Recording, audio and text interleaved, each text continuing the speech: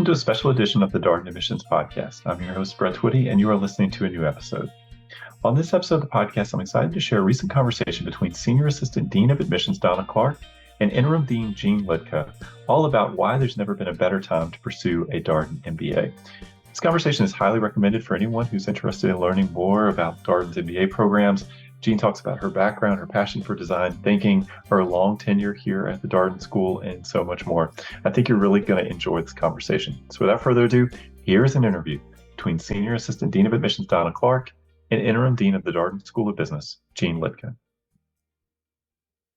My name is Dawna Clarke. I am the Senior Associate Dean of Admissions, and we're so thrilled to have you join us today to learn more about our Interim Dean, Jeanne Liedtka, and more about Darden.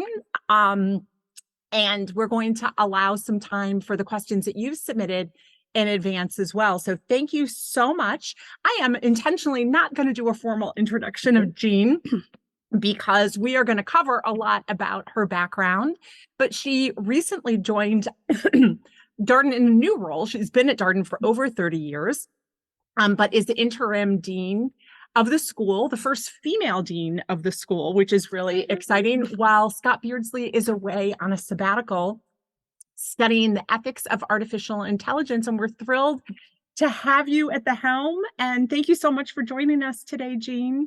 Great. It's great to be here, Dawna. There's nothing I like better than talking to prospective students and alums. I've just gotten back from a tour out on the West Coast and to Boston, and looking forward to heading to India because, as a faculty member for 30 plus years, being with students and prospective students and former students is what I enjoy the most. So I'm just delighted to be able to spend some time here with you today. Yeah, me too. And we have over 800 registrants. So thank you again from 52 countries. So we're really thrilled to see the high interest in Darden. So one of the things I'd love for them to know about Jeanne is a little bit about your background prior to Darden. Could you tell us some highlights about your background? Sure. Well, there's a little known fact about me, in that I was an accounting major in college and worked as a cost accountant, and then went back for my own MBA, fell in love with strategy at the time. And so I went to join the Boston Consulting Group as a consultant after my time as an MBA, and really enjoyed that work, continued to work in it, and then was really drawn to come back and to teach. There's just something about being in the classroom that was really attractive to me, and I enjoyed so much working with the students. And so I was lured, as I like to say it, to Darden as a one-year visitor.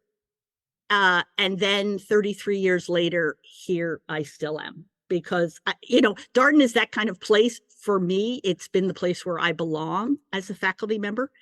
And it just, I think what I realized quickly in that first year at Darden was that the things I really cared about as a faculty member were having colleagues who were really devoted to creating the best learning experiences that we can. And I looked around me and I saw these master teachers, and I thought, well, if I stay at Darden for a while, I will become a master teacher. And if I go back to my old university where people just weren't that invested, I won't become a master teacher. And so this whole idea of the focus on the classroom and being part of the lives of our students, getting to know them, that was really important to me. As an academic and researcher, thought leadership is always important to me too. And one of the other things I loved about Darden is, in the same way that it supports, I think, our students in helping them to find out what's right for them and what path they want to take, it was very supportive of me as a faculty member. So as I said, I started out in business strategy, always loved strategy. But then after a while, I got to feel that there was something missing in business strategy. We were very good about teaching people how to analyze an idea that already existed. We weren't very good about helping people to creatively imagine new things. So I fell in love with this quirky little thing called design thinking back in the day, where nobody knew what it was, other than maybe IDEO and a few folks like that. And can you tell people what it is for who may not be Okay. familiar with it? Yes, design thinking, I think of it as a way of solving problems. And of course, we've got lots of ways of solving problems in business school. What's different about design thinking, it's really focused on creating new futures and on dealing with environments of uncertainty. So, when we're trying to come up with new ideas in business, one of the big risks we have is that they'll fail.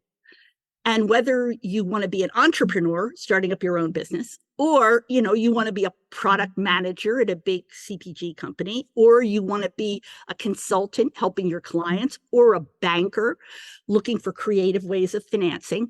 A lot of that we just didn't have techniques for. And design thinking really focuses in on understanding the problem before you rush to a solution, understanding the deep needs of the people that you're solving for. So design thinking is very human-centered. It starts with the human beings you're trying to serve. Then it asks, what if anything were possible? How could we serve them? And that often means breaking trade-offs, coming up with new ideas, having the courage to put a solution out there when you're not quite sure how you'd get there. So I was just drawn by that. And then by the experimental back end. I'm publishing a new book in December on experimentation, because I really think whether we're looking at design thinking, agile, lean startup, so many of the drivers of new business thinking today are about dealing with the world of uncertainty. And that means moving from a reliance on purely analytical things you can capture in Excel spreadsheets to experimentation in the marketplace. And those are the kind of skills that our students need. And, they're the ones we're focusing in on Darden. We believe that one of the advantages of our methodology at Darden is it's case-based, it's active, it's immersive for students, it's putting them into these environments and helping them grapple with the uncertainty of real business situations and the need to make decisions, even though you don't have all the information you need. Right. So my own path has kind of followed a circuitous path, but throughout it, Darden has supported me and cared about the same things I cared about. And so as a result, 33 years later, I never meant to work that long anywhere, but here I am. Lucky for us. Here I am. Staying with the design thinking theme for a little while, can you tell the audience a little bit about the course you've taught in Barcelona? Darden offers something called a Darden Worldwide class, abbreviated DWC. Every Darden student receives a $3,000 scholarship to use towards their DWC, and you've led a really popular one on design thinking in Barcelona. Can you tell them a little bit about that trip and the types of things that you did? I like to say that I have the hardship faculty duty of taking groups of Darden students to Barcelona for a week every spring. Violins out. Everyone. I know. But hey, somebody's got to do the hard stuff. Yes, exactly. Thank you for stepping up. I spent a semester living in Barcelona when I was first studying this idea of creative thinking. And what I saw around me in Barcelona were this incredible living examples. I mean, you have Picasso spent his early years in Barcelona. The Picasso Museum there, you can see his development from an extraordinarily skilled, very creative, technical young artist into the period where he begins to invent Cubism. And so that's been very powerful. You can see the architecture all around of Antoni Gaudí, one of the most brilliant and creative thinkers around.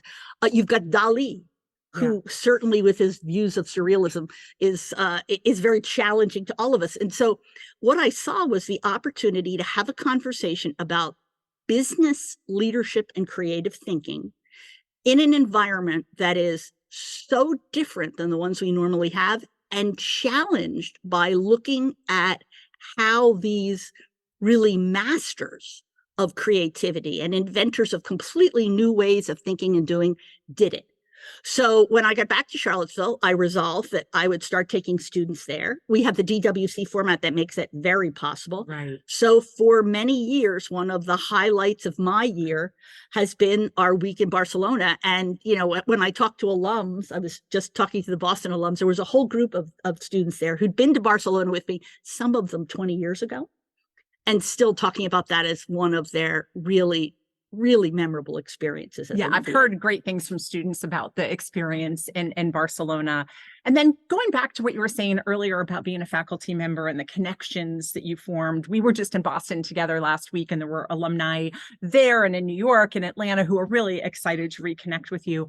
Can you elaborate a little bit on some of the highlights that you've experienced as a faculty member at Darden? And for the audience, for those of you who have done your research already, Darden has such a long-standing reputation for offering the best educational experience, according to The Economist, and for having a great reputation for the best teaching faculty. So I'd love for them to hear from your perspective some of the highlights and joys that you've experienced in the classroom. Yeah.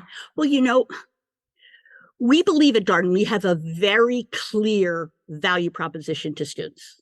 Right. And Darden is right for some people and not right for others.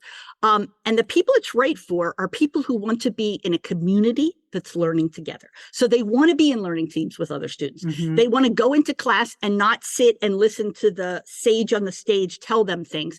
They want to be part of a conversation with their fellow students that faculty are orchestrating, but where the real energy is student to student as they challenge each other, justify their own thinking, arrive at better solutions working together. So I think that's it's always very clear to me. And someone who says, well, I think a lot of, mostly MBA programs look alike. I say, look deeper, because Darden is different in this very clear way.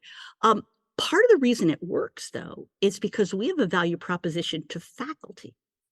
Faculty who are drawn to Darden are intensely interested in meeting their students human to human, having a relationship with them, challenging them. Yes, that's what we do. Also supporting them in their development. And I think that that makes a difference, because it's that mutual reinforcing loop of attracting faculty who want to be those people who get to know their students and are there for them, with students who want relationships with each other and with their faculty, and then as alums want to support students and faculty. So it's a very kind of virtuous cycle, I think, that we have here. And it works for certain types of, for people who want that. I was reading a survey the other day, and it was saying that the number one regret when you query students about their college experiences is that they never got to know faculty. Yeah. Is that they sat through their classes, they learned, they did well, they got grades, they went on.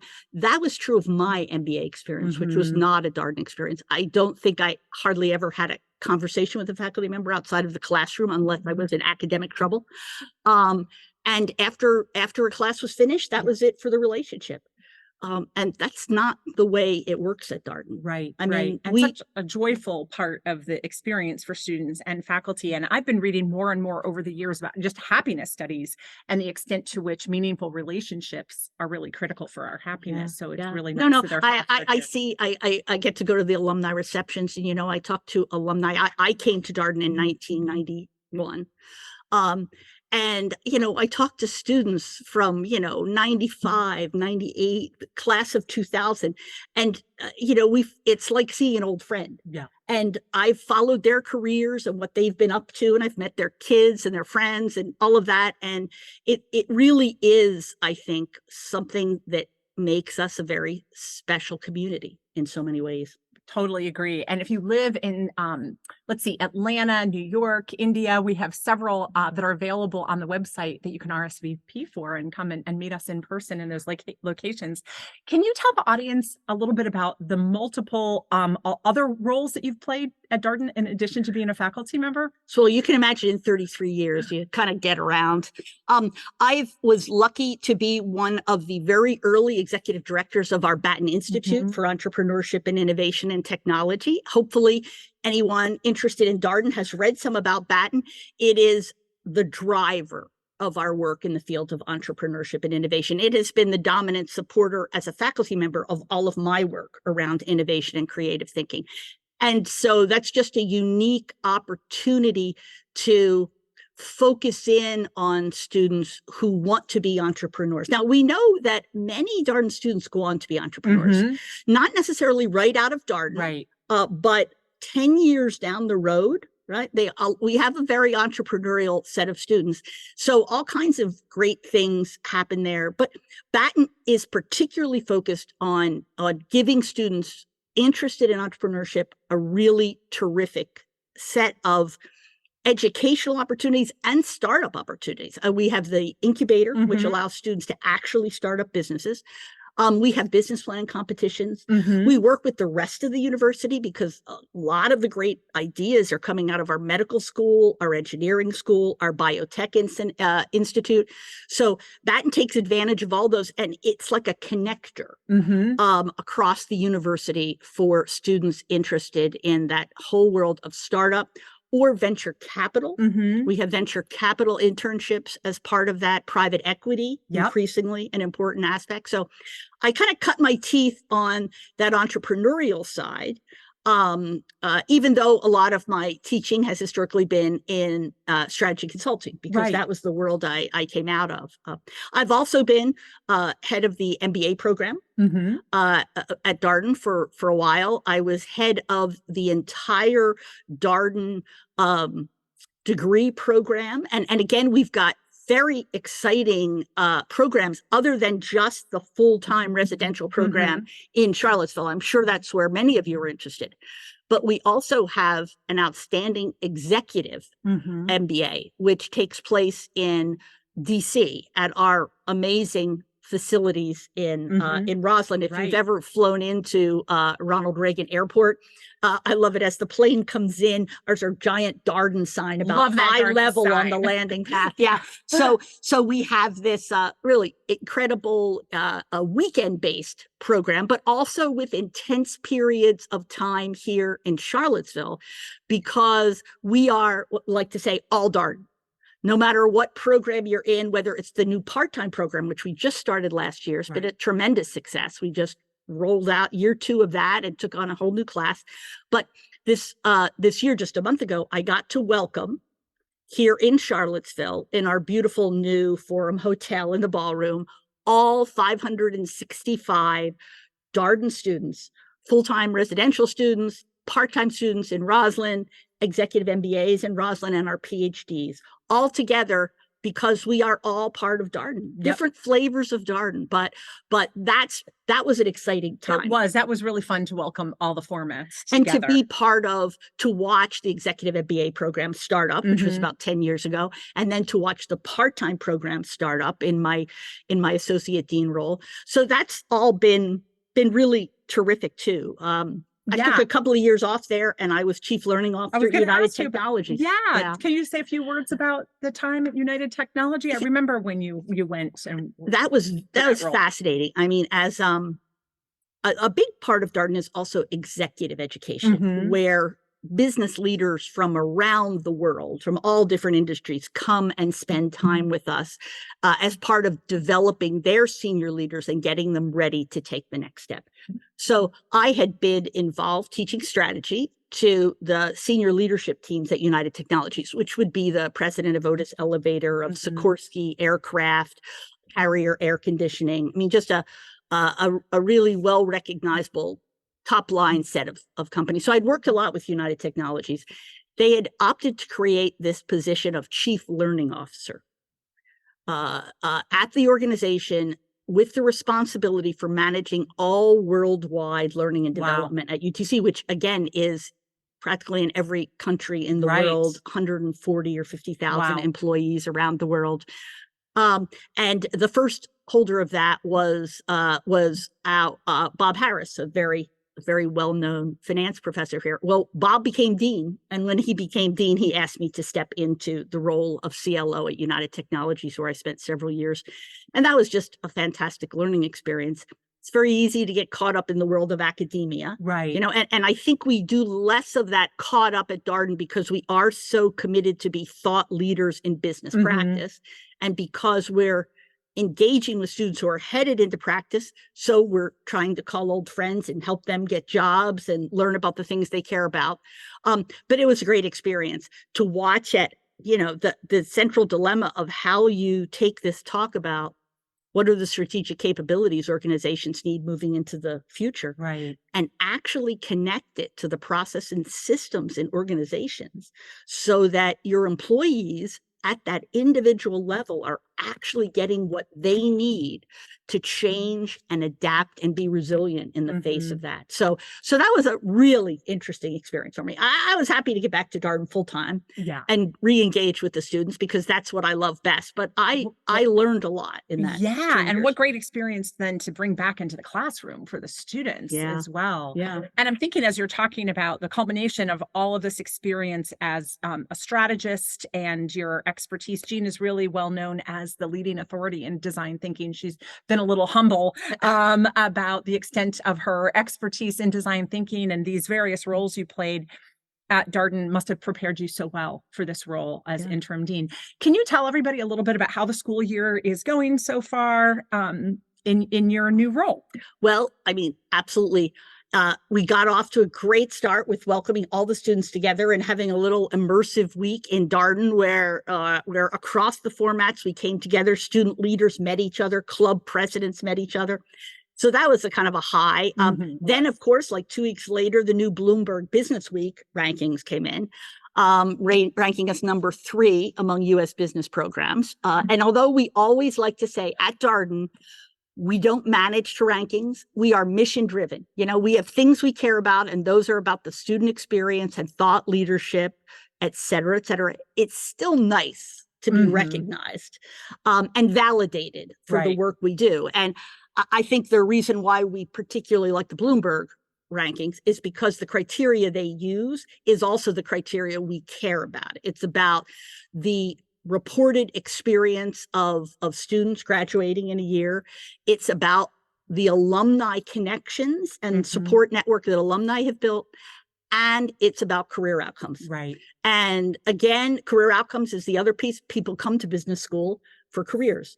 I'm sure everyone hasn't failed to notice how expensive business school is, right? So you need to be sure you're getting a return on investment of the time you spend at Darden and the tuition you pay. And so that means producing great career outcomes. And so we were just jazzed to see our starting salary equivalent to Harvard, Wharton, Stanford, Chicago. I mean, really right exciting. Up there with everyone. So that was very satisfying. So we feel like we've, gotten off to a lot of momentum, a lot of energy. The new hotel, great place for students to hang out, for faculty to hang out and be together. So we've done plenty of socializing and celebrating there. And you're hosting an event there Friday night. Yes, Friday night, faculty and staff will be having an event there. And so it's a good, our beautiful Arboretum is opening, which is this just incredible park-like creation that links the hotel at the bottom of the hill with the classrooms at Darden at the top of the hill. So when you walk between them, it's like a little oasis. It is. And there are trails you can walk on. And I love it. I just remember when the person who was designing it came in and talked about it as a wellness space. And this generation cares, rightfully so much about wellness, and what a great place to go grab lunch or go for a walk at lunchtime. It's just beautiful. And that dedication is coming up at the end of October. Well, and we know how important being in nature is for all of our mental health. I mean, I think we know students are facing record mental health pressures right now. Right. Post-COVID, environmental issues. So much is going on that add to that the press of school obligations and career searches. There is a lot there, and people have to manage their mental health. And it's one of the things at Darden that we really try and keep ever present in people's minds. You need to get rest. You need to eat well. You need to get exercise.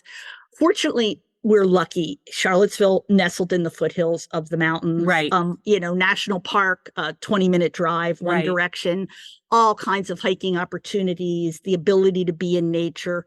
And now our own little piece of nature that's a 1-minute walk from the classroom. So again, I think all of this is part of a recognition of how complicated our world is these days. Right. And I think it's so relevant what you were saying earlier about the strength of the relationships that are built at Darden, and the fact that people who come here and teach here and work here really want to foster those relationships, because that's part of our mental health too. True. It is. I mean, one of the things that we say to students in the beginning is, look, we're here to help you succeed.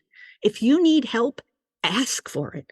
This isn't a test to see if you can survive and come through it all on your own. Mm-hmm. We're a community and we're here to support you. And so we take very seriously, both as faculty and as fellow students. If you look at the amount of support our students give each other, whether it's in job searches, whether it's in organizing, different hiking activities, or just making sure that we celebrate the good stuff and remember what that's all about. People invest a lot, because that's what it means to be part of a community where we care about each other. No, I totally agree. And while you were talking, I was thinking in late October, I have a Darden grad coming and staying with me for a long weekend. He has a really small family. I have a really small family. I'm actually adopting him as my nephew. And so just to your point about the strength of the relationships, I definitely have benefited from that at Darden too. Yeah. We're going to transition a little bit and go maybe a little deeper into the case method. There were lots of advanced questions about the case method, and Darden is very intentional, has been for a long time, about the types of skills that are developed through the case method. I was wondering if you could talk a little bit more about the case method and what it's intended to cultivate in our graduates. Absolutely. For me, the case method is, as I said earlier, about immersion. It's not about a detached, I'm learning a set of rules, I'm learning a set of facts, a set of algorithms, whatever, and someone is communicating them to me and I'm, making notes and then regurgitating it back when the exam comes. The case method is about immersing yourself in a real business situation and having a conversation with other people who've made the commitment to do that preparation and immerse themselves. That's being facilitated by someone who's an expert in that area, but whose job is not to tell, but to guide and facilitate.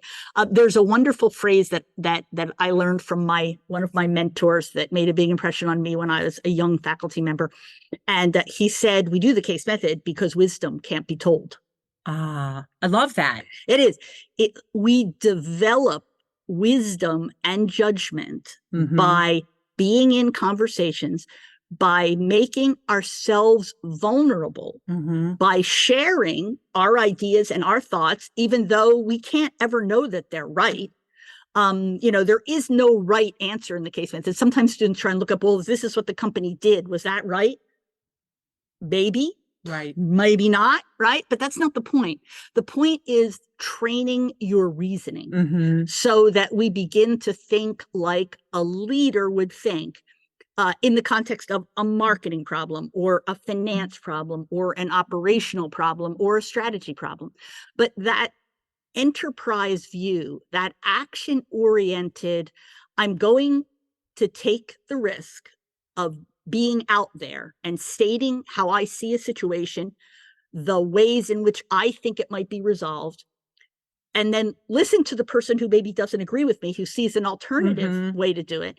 And then between us, try and listen openly and productively challenge each other. I mean, there is a lot of challenge in the Darden classroom because that's often how we learn, right? The important thing is it be respectful, challenging, but we challenge how each other think, right? And then challenging of our thinking is how we develop more sophisticated ways of dealing with the world. Yeah, absolutely. So at the end of 2 years at Darden, you've dealt with thousands of business experiences, right? And had deep conversations about them and about the path forward with lots of other super smart people, right? In an environment where everyone's encouraged to say what's on their mind and to challenge and support each other. So I am a product of the case method. I can't imagine teaching any other way than the case method. Right. I was talking to one of the students the other day who was visiting us, and he said, wow, I don't think I could sit through a lecture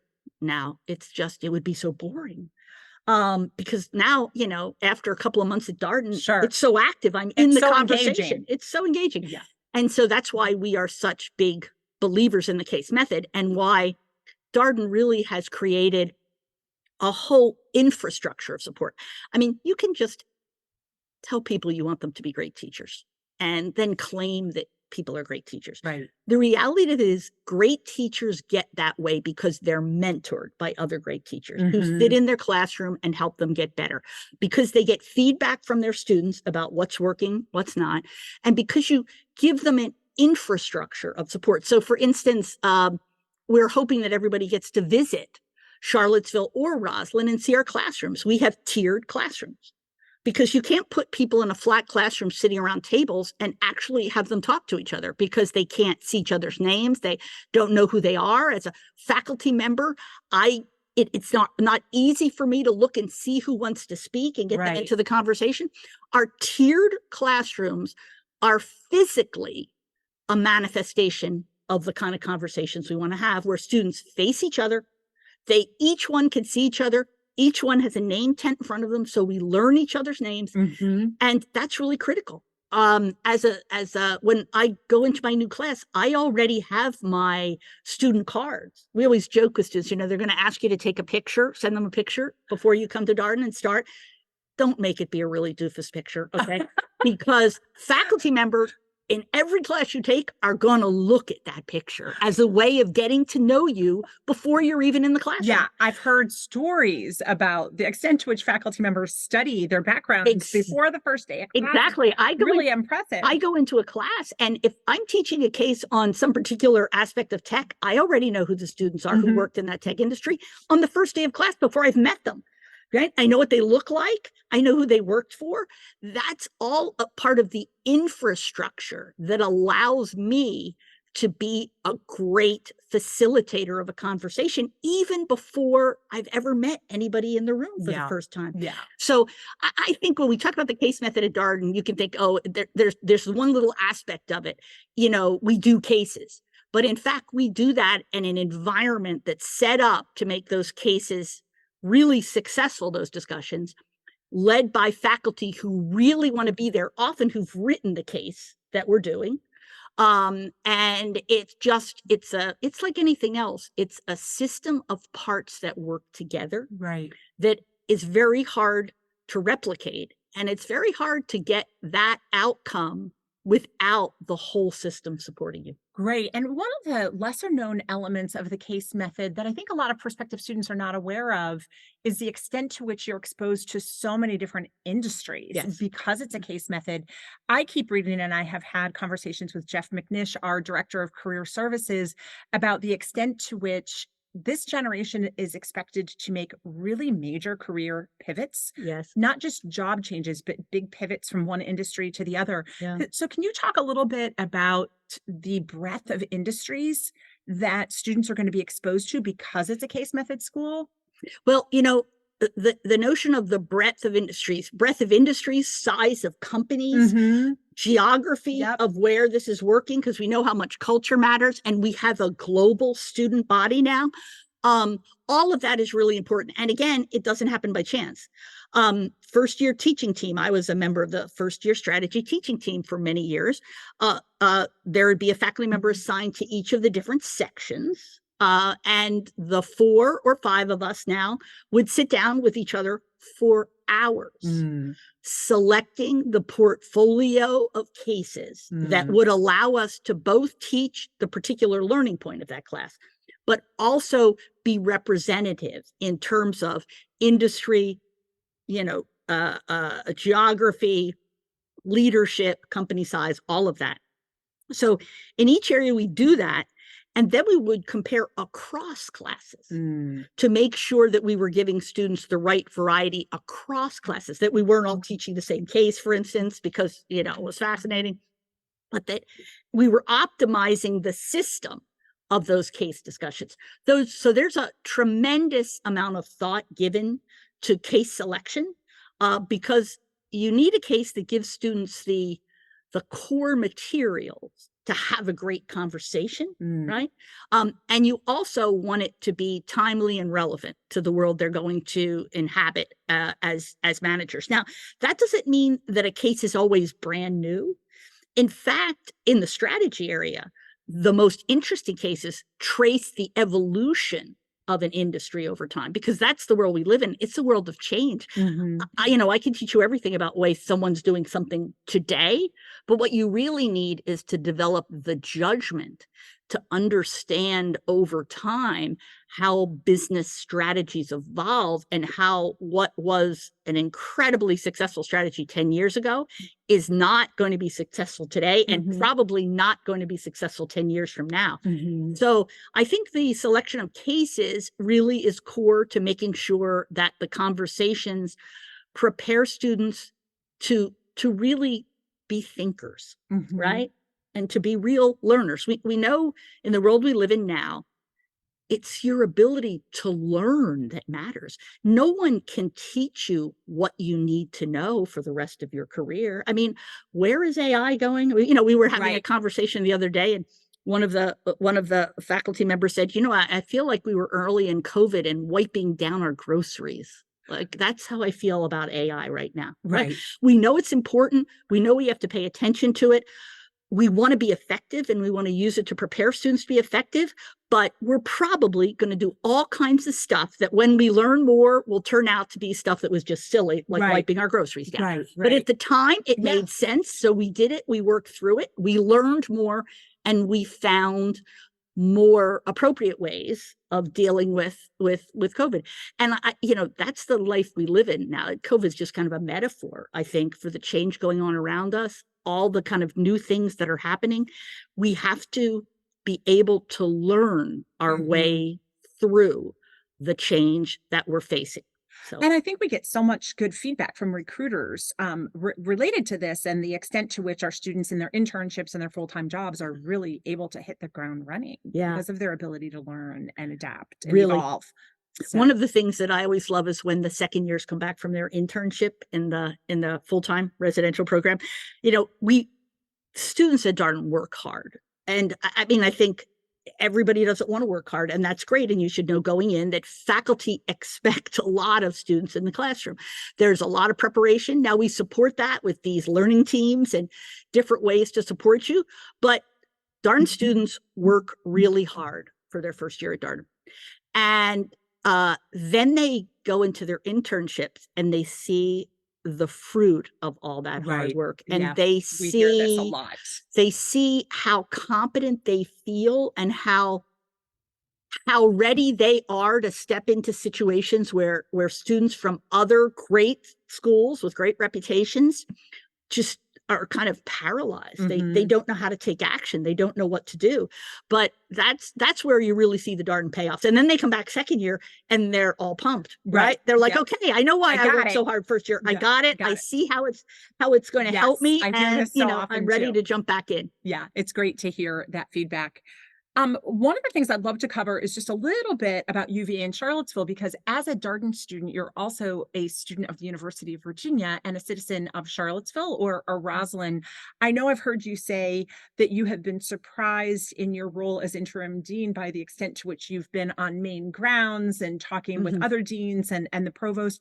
Can you talk just maybe a little bit about opportunities at UVA or and anything related to them being a UVA student as well as a Darden student? I know you're spending a lot of time. Well, UVA is one of the great U.S.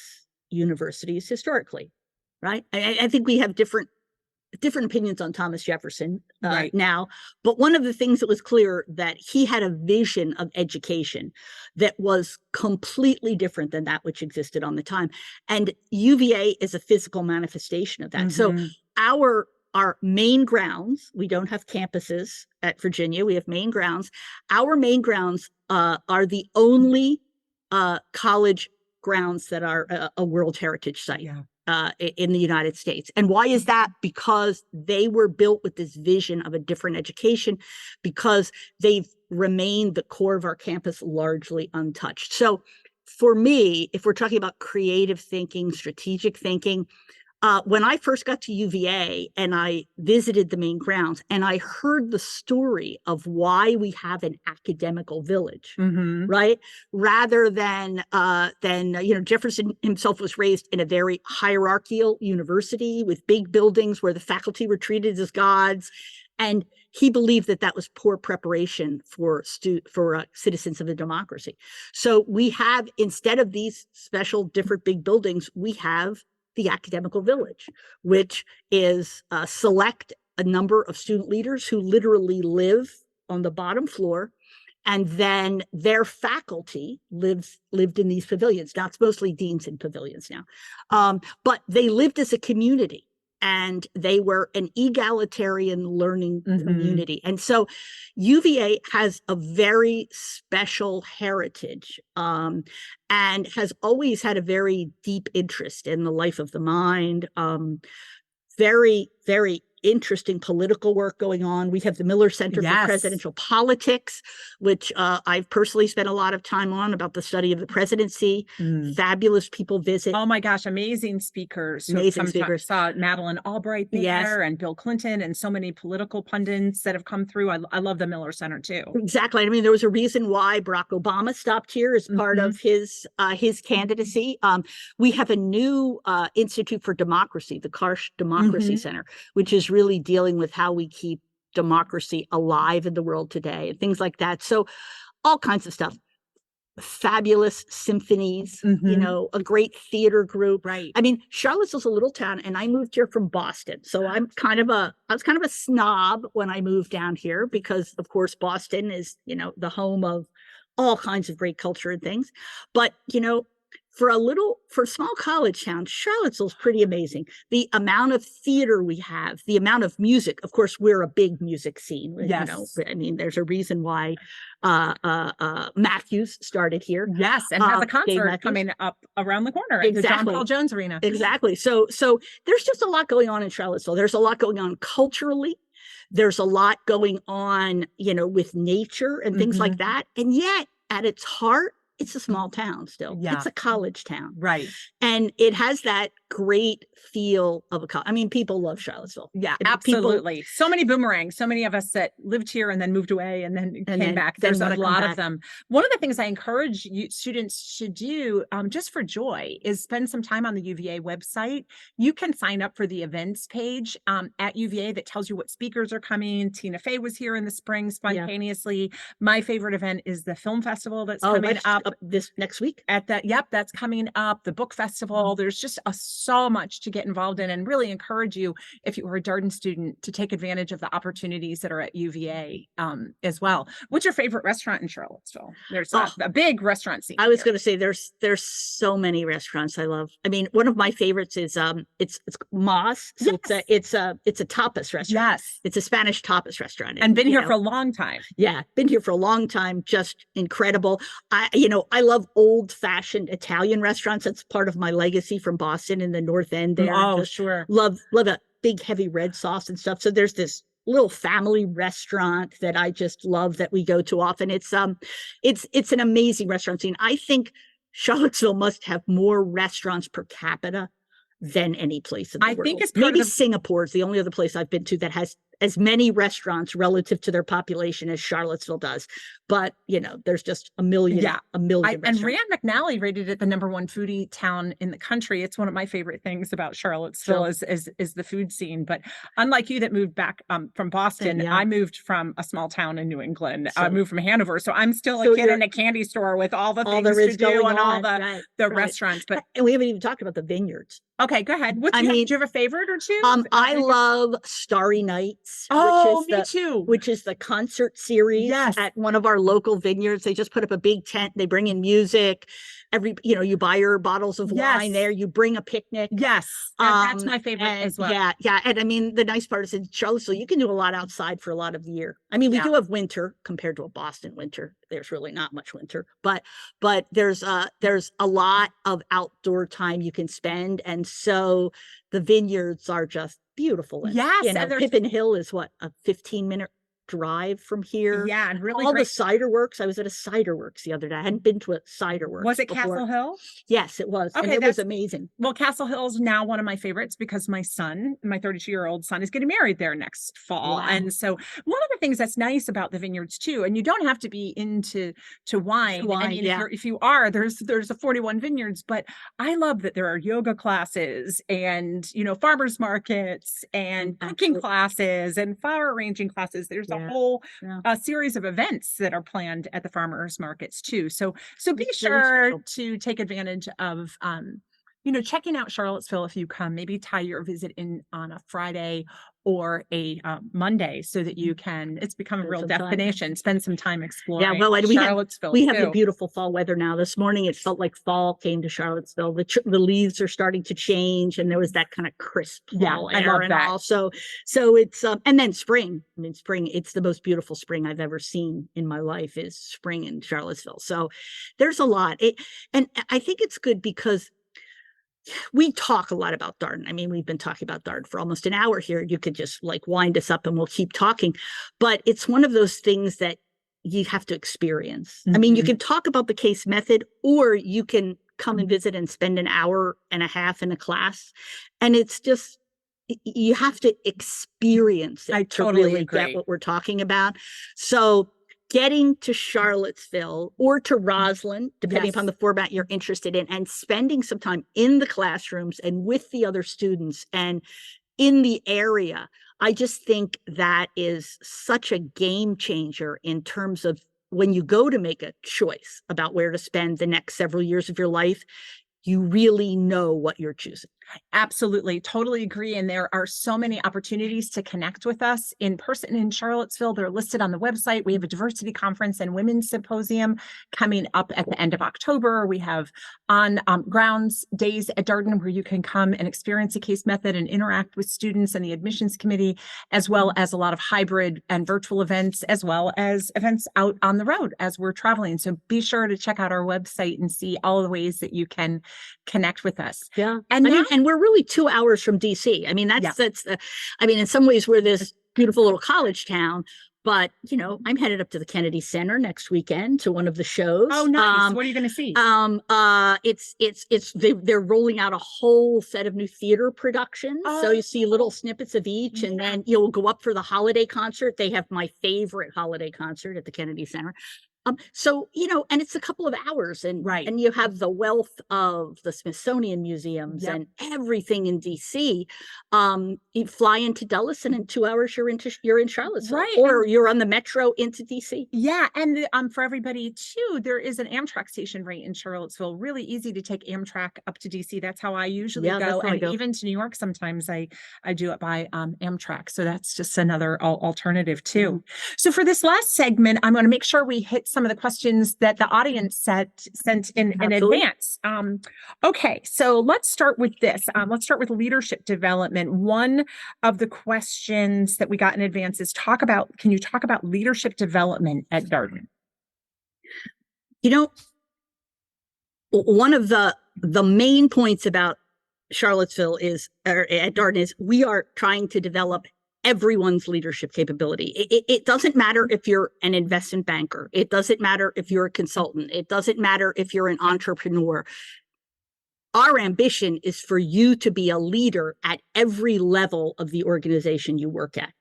And so one of the things that I think distinguishes us, that we hear from recruiters, say in investment banking, is, everybody teaches great core investment banking skills at the best business schools. You're going to get those. The difference of a Darden student is they go into investment banking, they've got the investment banking skills, but they have that leadership enterprise perspective on top of that. So they aren't just narrowly kind of funneled into a skill set. They have had a broad education, as well as some explicit leadership development coursework that's really important. But throughout, in every course, you're expected to think and speak from the perspective of a leader.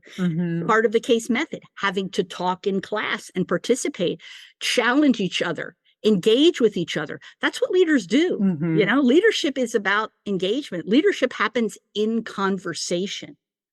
And we're all about building skill sets for productive conversation. And so I think that leadership, that enterprise perspective, I mean, sometimes we call it general management, but to me, what we're calling general management is really that leaderly enterprise perspective that not only understands the depth of whatever technical issues and challenges you're working on, but can look across at a strategic level, across the organization, and understand how that set of decisions fits in and impacts the larger organization and its relationships with its clients or its customers and its local communities and all of that. So something like stakeholder management.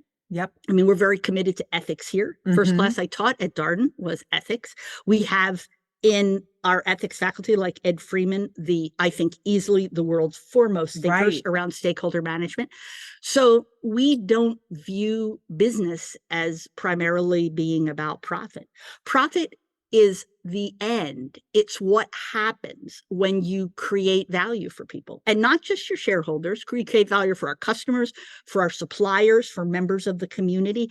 So that kind of holistic view of leadership, that it's not about maximizing our own bottom line. It's about making the world a better place by doing whatever our business does very well. That's kind of the ethos at Darden. It's why everyone takes ethics as a core component of their first year experience. Right. First school to require an ethics course. Exactly. From the first day of its inception. And it's why we talk about responsible leadership aimed at improving the world of practice is really core to what we're about here at Darden. It's really interesting, the previous point you made, because having been at Darden from 1990 to 2005, I left and then came back and have reconnected with a lot of alumni and a lot of really successful alumni. And I like to ask them, what is it about Darden that helped you be so successful? And it is almost inevitably that first year core curriculum, that enterprise-wide perspective. It comes up again and again. To your point, I hear that so often. And one of the questions that I'll get asked is, okay, so I'm going to take first year accounting and I'm going to be in that class with people who are CPAs, right? Or I'm going to take first year finance and I'm going to be in that class with people who were financial analysts on Wall Street. Like, how do I have a chance against them? But that's not how we see it. When I was talking to one of our finance teachers recently, and she said, the way I evaluate all of those financial analysts is not, are they out there with the right answer, making everyone else in the class feel inadequate? It's how are they contributing to the learning of all of the other students in the class, right? Not showing off what they know, but asking questions, guiding, helping everybody else in the class who didn't have that background be successful in the class. And, in marketing, they're going to need that help themselves, right? I mean, everyone has areas. We all come from somewhere to go to Darden. So I came from accounting.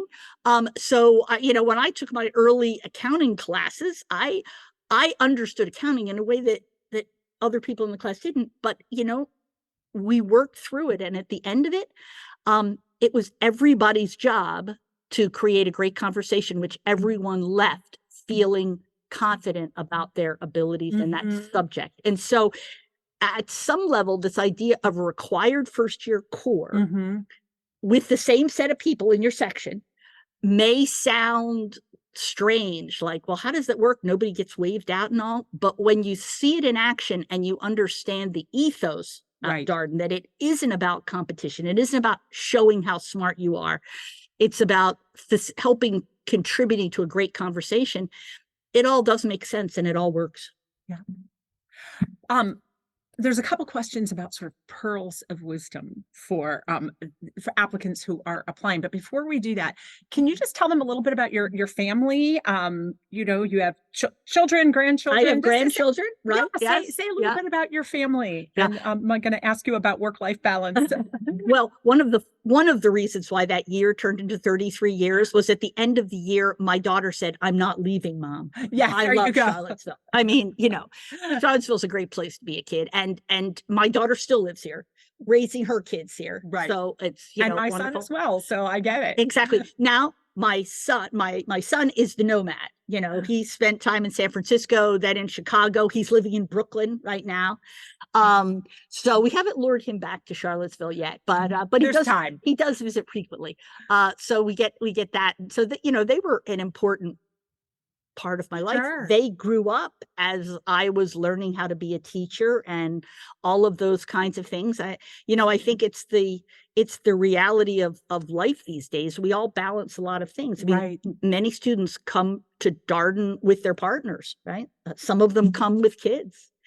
And so they're balancing a lot of balls in the air at the same time, which is never, for me, as comfortable as just having to do one thing.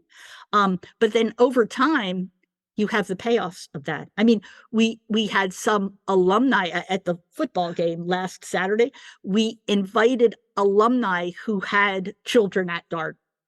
So alumni and their kids were coming to the football game with us. And That's fun. That kind of generational thing we see a lot at Darden. Yeah. That it makes an impression on the whole family. Right. Not just on one now. Well, sometimes we have a student who goes through the program and then their significant other wants to go through the program. Exactly. I see that a lot too, that it had such an impact on partners. I had one section one year teaching first year strategy that had 5 weddings in it at the end of 2 years. It's kind of strange, isn't it? I mean, it's, of course, faculty don't ever know what's going on. I only find out in retrospect when I get the wedding invitation. But yeah, it's not easy balancing all of those different things. It's certainly career-wise, I think the reality of it is we like to think that life is this perfect balance and that it's always 50-50 or 33-33-33. The reality of it is, at least in my life, you go through intense periods.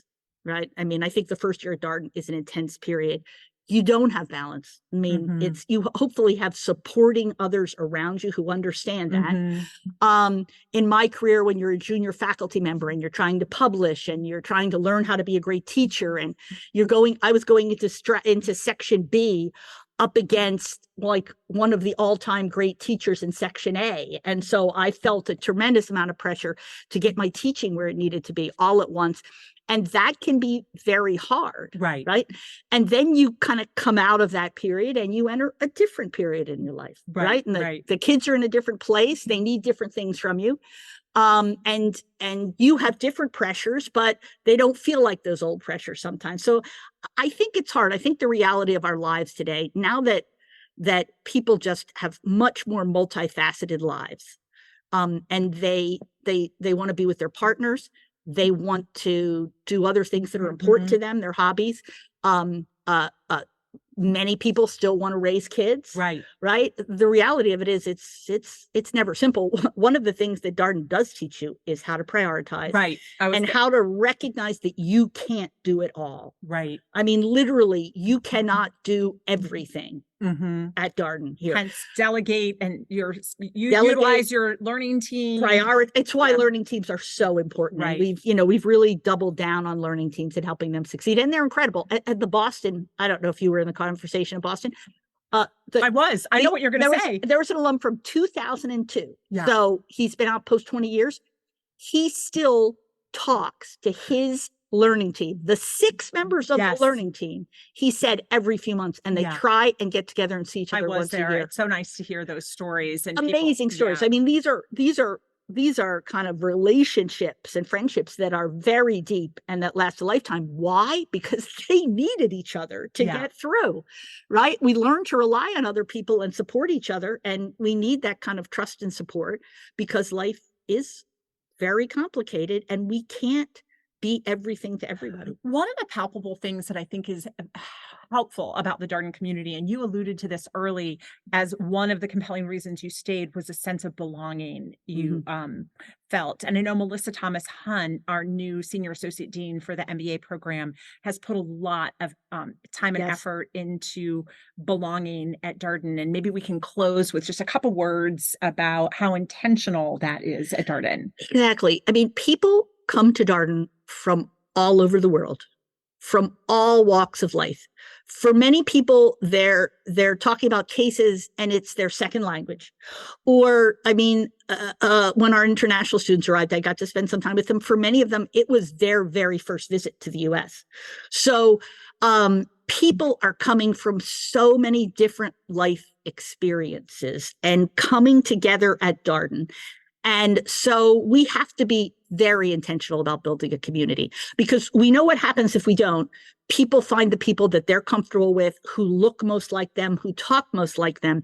And then you don't have a real community. You have all little subgroups who don't really get to know and work with each other. Right. And that's why something like the assigned learning teams are so critical. I mean, you're assigned as you arrive to a team with a bunch of other people who are deliberately different from you. Mm-hmm. In a section, you spend almost a year of your life with 60 odd some other people who have been deliberately selected. So they come from different geographies, different walks of life, different career backgrounds. Just, we put difference in the hopper. And then instead of ignoring difference, we try and work with it. And we try and use difference. I mean, this is one of the things we know in the world today, in my own field of creativity. If you really want creative solutions, you start with a diverse group of people who don't all think alike. And then you navigate that difference. I mean, many of times we're afraid of difference, right? We avoid difference. We try and downplay difference. But difference is the root of all of the higher order solutions we need. So a lot of Darden is learning how to be with difference and get comfortable with it, constructively confront that difference, and then leverage that difference. Wow. To push yourself to become someone that you weren't when you arrived, and you would never be if you just hung out the whole time you were here with people who look like you and thought like you and talk like you.